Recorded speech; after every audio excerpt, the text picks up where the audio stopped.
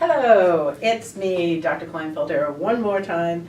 This week, we're going to be looking at the Enlightenment, a collection of ideas that challenged the authority and the traditions of what was called Old Regime Europe. That's Europe before the French Revolution.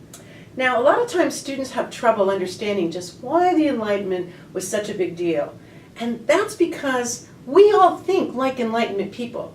We are all heirs to the Enlightenment because it's so shaped the way that everybody thinks these days. We, of course, use our reason and our observation. We believe what we see.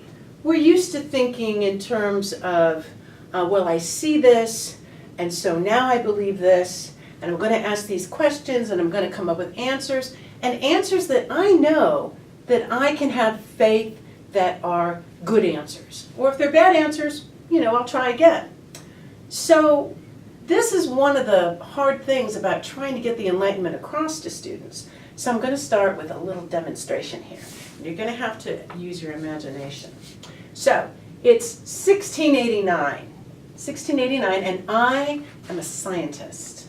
Okay, I'm a scientist, and I'm very interested in how the human body works. In fact, I'm so interested, I have stolen a dead body. And here he is, out here on the table. I have a dead body here, okay? And I'm going to dissect the dead body. And right beside me, I have my trusty copy of Galen's Anatomy. Now, Galen, he was a physician under the Roman Empire in the early 100s.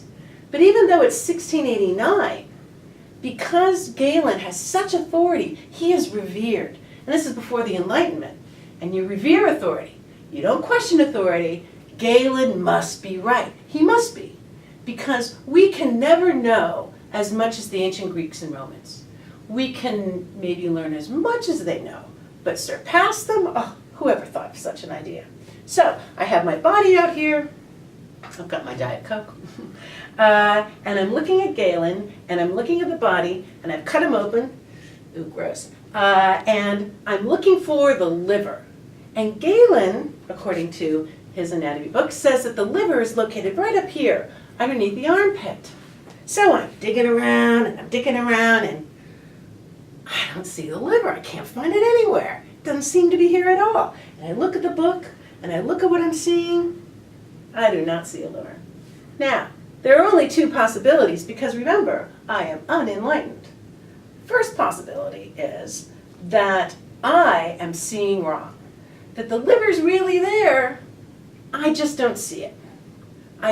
For whatever reason, I'm just not, that Galen, he was so smart, and I'm such an idiot.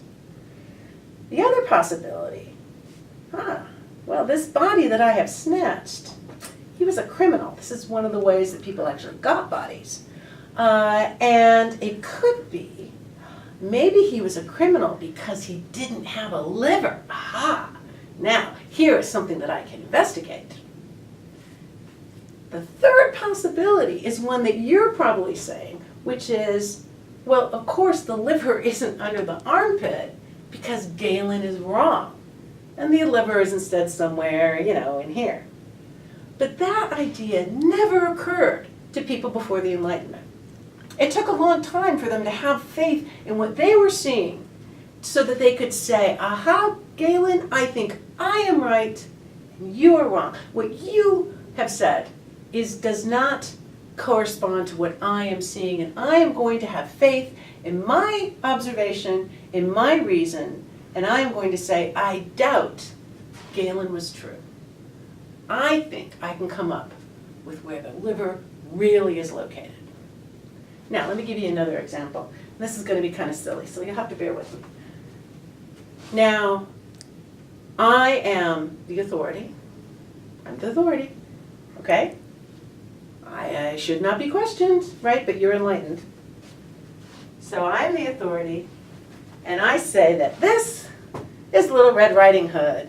Hello, Little Red Riding Hood. Hello, Dr. Clinefelter, how are you? Oh, I'm very good, Little Red Riding Hood. Oh, Little Red Riding Hood. Now, you are probably saying, what? How could this be Little Red Riding Hood? And you're going to ask questions based on your reason and your observation and what you have learned. And one of the things that you have learned is that Little Red Riding Hood should be red. She is not red. She is pink. Yes, exactly right. She's pink. In fact, you think she's a she because she's pink. Because in our Western civilized culture, for some reason, we've decided that pink is for girls and blue is for boys, which is really very silly, but that's how we are.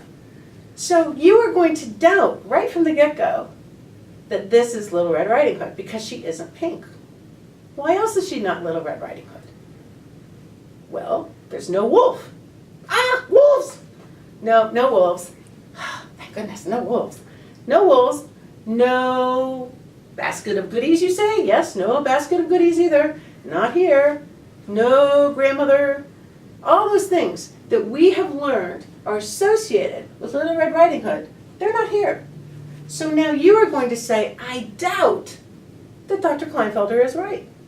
I doubt that that is Little Red Riding Hood. Because again, you are an heir to the Enlightenment. You're left with a question then, what the heck is this?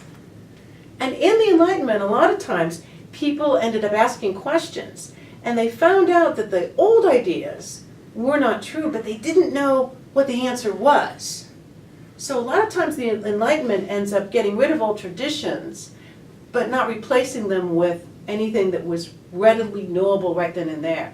And that caused a lot of people to be really nervous and really uncomfortable with the whole Enlightenment project. Now, if we were to zoom in on my Little Red Riding Hood here, you would see that on the back it says, a gift from the Friends of Children's Hospital. And I don't know if you can actually see that, but you probably can see this. And this is Pinky the Puppet